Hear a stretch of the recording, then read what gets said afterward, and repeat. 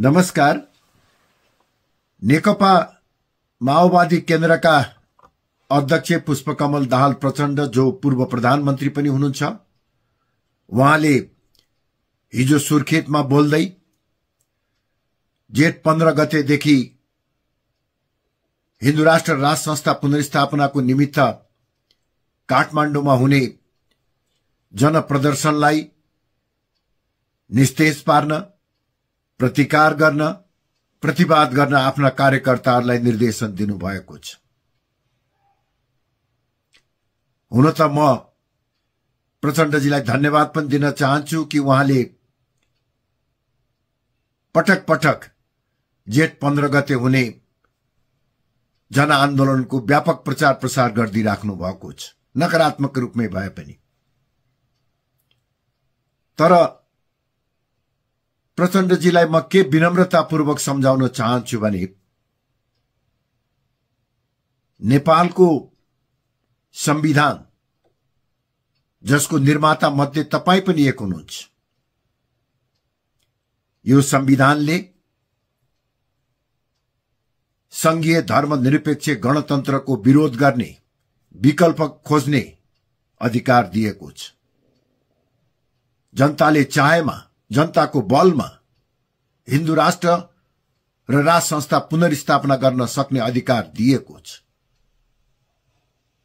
यो अवस्थामा एउटा राजनीतिक दलले आफ्नो विचार लिएर जनताको माझमा जान खोज्दाखेरि त्यसलाई निस्तेज पार्ने, प्रतिकार गर्ने, प्रतिवाद गर्ने, यो कस्तो राजनीतिक चरित्र हो?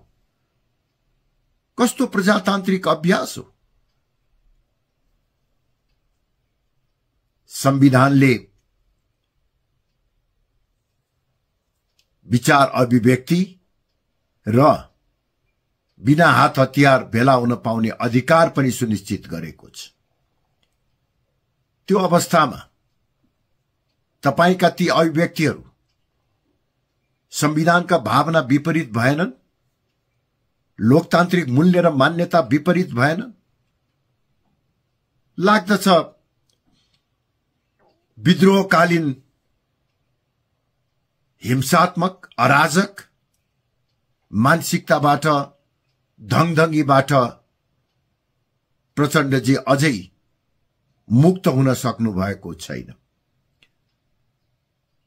अरू पार्टीलाई वा अरू पार्टीको विचार कार्यक्रमलाई निस्तेज पार्नुको सट्टा त्योभन्दा अघि तपाईले आफ्नै पार्टीको वर्तमान अवस्थालाई हेर्नुहोस्।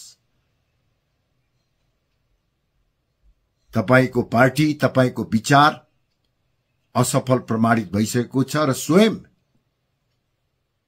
निस्तेज हुँदै गइराखेको छ। त्यसलाई बरु पुनर्जागृत गर्ने प्रयास गर्नुहोस् न। अरूलाई निस्तेज गर्ने कार्य, त्यो बाटो छोडिदिनुहोस्। फेरि प्रचण्डजीले राज संस्थाका बारेमा पनि गलत व्याख्या र विश्लेषण गर्नुभएको छ।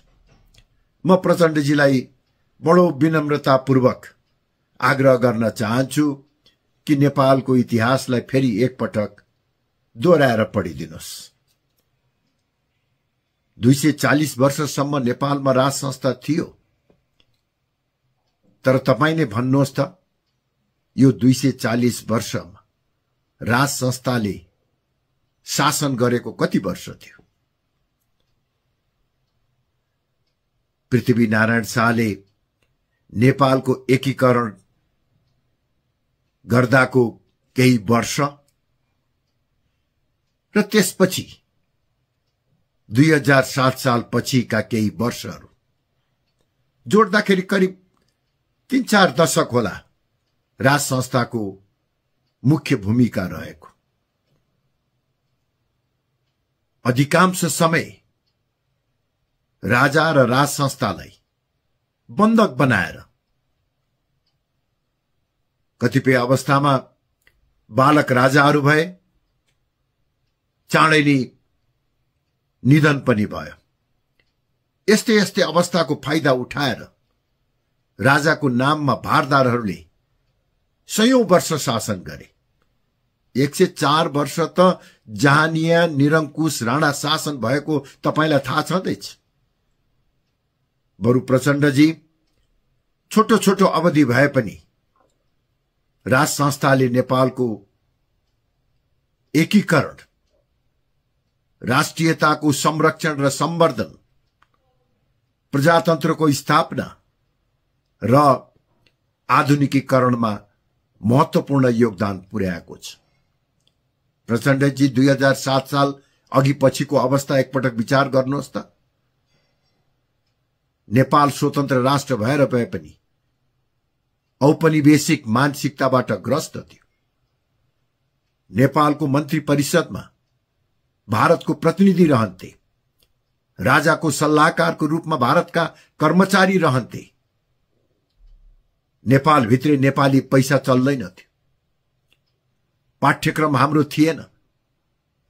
हमारा प्रधानमन्त्री जवाहरलाल नेहरू भनेर हाम्रा विद्यालयहरूमा पढाइन्थ्यो।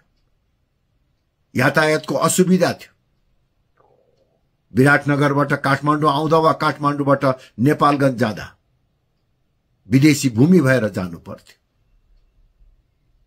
त्यो पृष्ठभूमिमा नेपालको स्वतन्त्र र स्वाधीन अस्तित्वको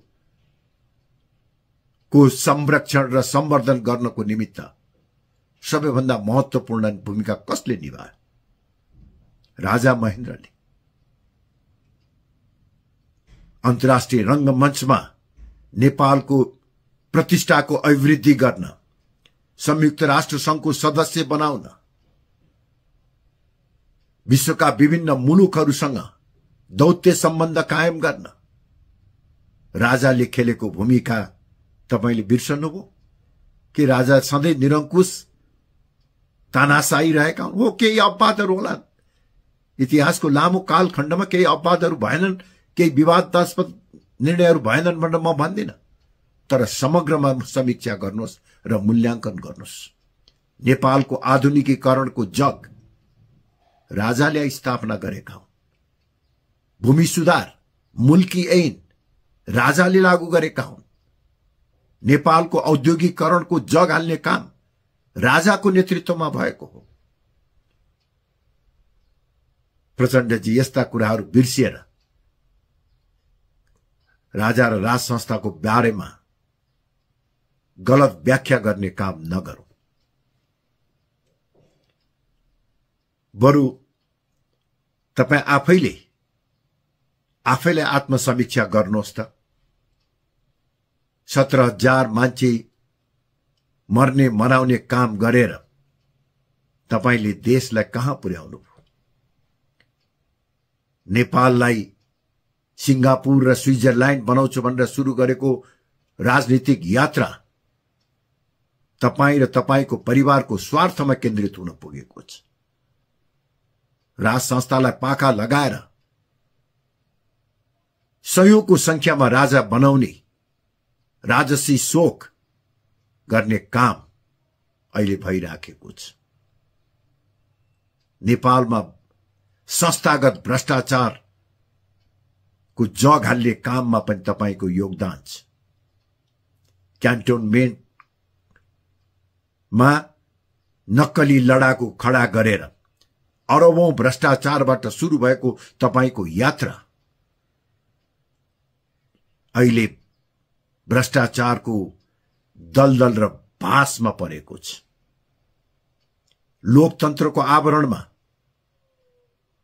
लुटतन्त्र, केही सीमित राजनीतिक दलहरूको सिन्डिकेट तन्त्र कायम छ। यो 18 वर्षसम्म कसरी तपाईहरुले शासन गरिराख्नु भएको छ? आलो पालोको नाउँमा राज्यका संयन्त्रहरूको भागभण्डा गरेर आफ्नो र आफ्नो पार्टीको पेवा जस्तो तपाईहरुले ठान्नु भएको छ। अर्कोतर्फ देशभित्र रोजगारीको अवसर सिर्जना हुन नसकेको कारणले गर्दा प्रत्येक दिन 2000 भन्दा बढी नेपाली युवाहरू सामान्य जागिरको निमित्त विदेश पलायन हुन बाध्य भएका छन्। यही हो तपाईहरुको परिवर्तन। राज्य र राजनीतिक दलप्रतिको भरोसा टुटेको कारणले गर्दा आफ्नो मातृभूमि, आफ्नो जन्मभूमिको राहदानी र नागरिकता सधैँको निमित्त परित्याग गरेर विदेश पलायन हुनेहरूको संख्या पनि काहली लाग्दो छ। आफ्नो सन्ततिको भविष्य सुरक्षित नदेखेपछि तपाईहरुको अकर्मण्यताको कारणले गर्दा आज जनता विदेश पलायन हुन बाध्य भइरहेका छन्। यही हो तपाईहरुले खोजेको परिवर्तन। विदेशीको एजेन्डाको रूपमा रहेको धर्मनिरपेक्षतालाई नेपालमा लादेर नेपालको मौलिक गौरवशाली सनातन धर्म, संस्कृति र परम्परालाई कमजोर बनाउने, विस्थापित गर्ने, विदेशी धर्म र संस्कृति स्थापित गर्ने काममा तपाई र तपाईका सहकर्मीहरूको ठूलो योगदान छ। के त्यसले नेपाललाई फाइदा पुगेको छ?